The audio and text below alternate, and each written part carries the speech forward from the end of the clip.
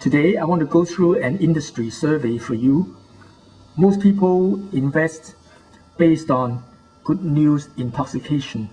That means you happen to fetch a piece of good news from a magazine or a newspaper, and then you get intoxicated by it, and then you go and invest in that company. That is not the way to invest.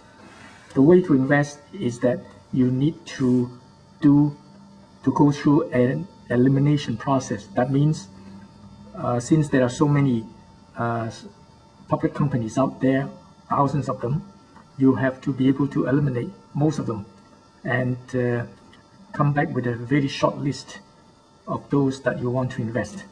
So first of all, let's go through some industries. I want to tell you some good and bad industries. Let's start with the bad industries first. There are some industries which are very risky. I've talked about it in another video. Let me go through some of them right now very fast.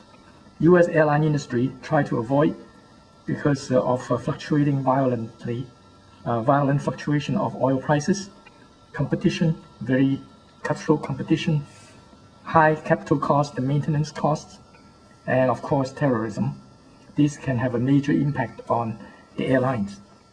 Restaurant business, also very risky because of the ease of entry. Anybody can open a restaurant very easily, very competitive, and you have the burden of fresh raw materials.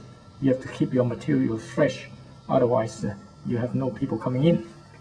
Only creativity survives in the restaurant business. Same as retail, ease of entry, same. Retail business is very dependent on the location. If you find a very good location, well, you get good business, but then the rent is also very high. And also, when you are in retail, you have the burden of inventory. You have to keep your inventory up to date. So in retail, only large chains or brand names can survive. The rest are very difficult. US auto industry, everybody knows, is in decline. In fact, since the 1970s. They haven't learned a lesson since the 1970s. There is no leadership in that industry, bad management, no vision, high labor costs, and the bad thing is that they cannot compete with foreign cars. The following are some of the profitable industries I can think of. Pharmaceuticals, very profitable because they can charge high prices for the new drugs. The high prices are protected by patents, and they have very big government lobbying power. They can get Washington to do whatever they want. They pay very high dividend so that their stocks attract a lot of big players. So the big players will keep their stocks very stable and high.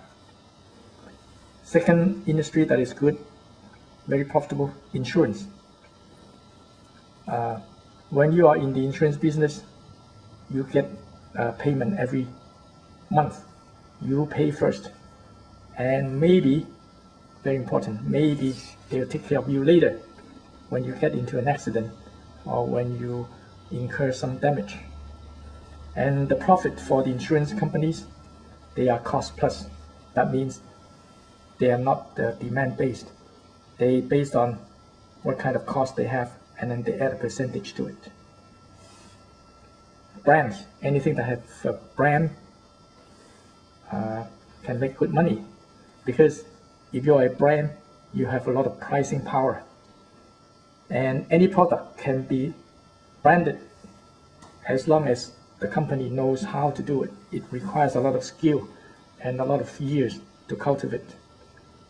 Some famous brands you will know: Coke, Disney, McDonald's, and many, many others. Banks. Banks, in fact, are a very profitable business. The fact that the US banks are not making money now is because they made a mess of themselves.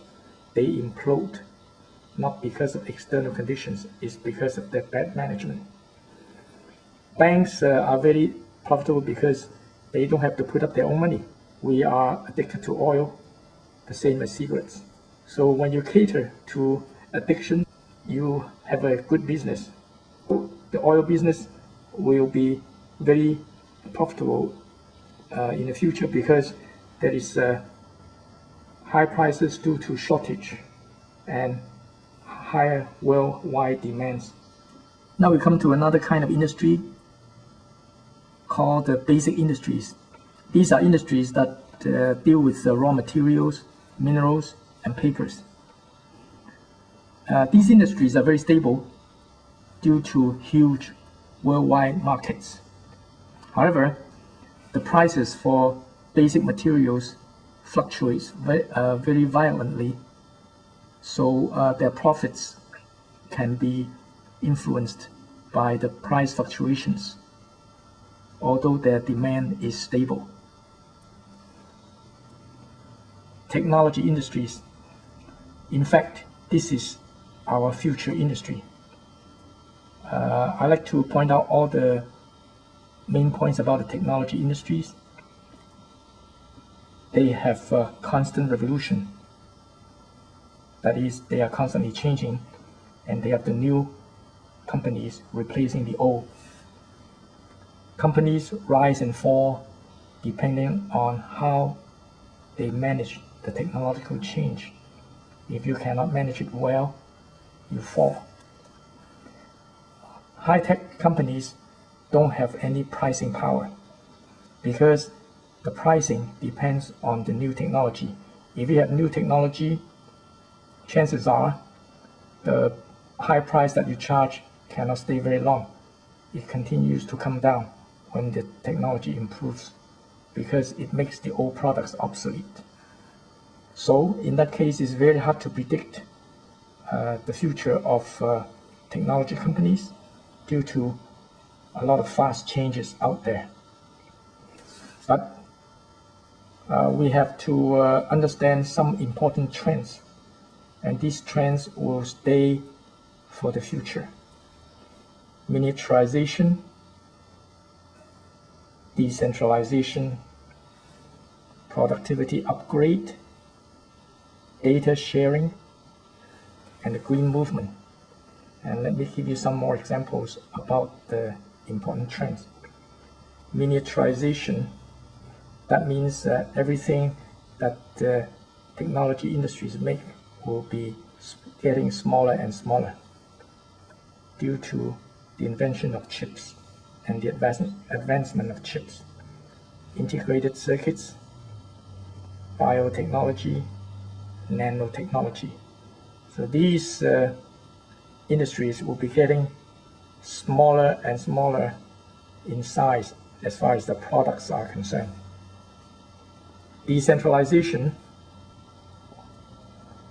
that means the people are being empowered because the technology industry have made a lot of instruments for them to use.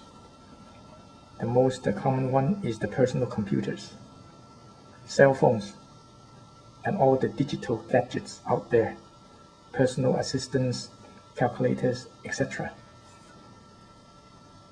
Productivity upgrade.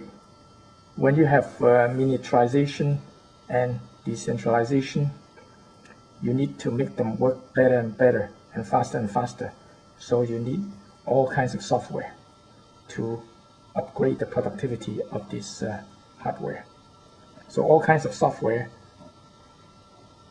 are a future industry. Data sharing. When people become empowered, they can process their own data, but they also want to share information. So we have the internet, wireless communications, database to offer a central place to store the data, broadband, and all kinds of infrastructure related industries. Green. The green revolution, the green movement is taking shape now due to the high oil prices and climate change. So we can see that the future industries will be solar, wind, and other alternative fuels. Hybrid cars, electric cars will become more popular and will replace the older gasoline cars, and we'll be seeing more mass transit being built, and we also will be seeing lighter materials being invented for transportation, especially in airplanes.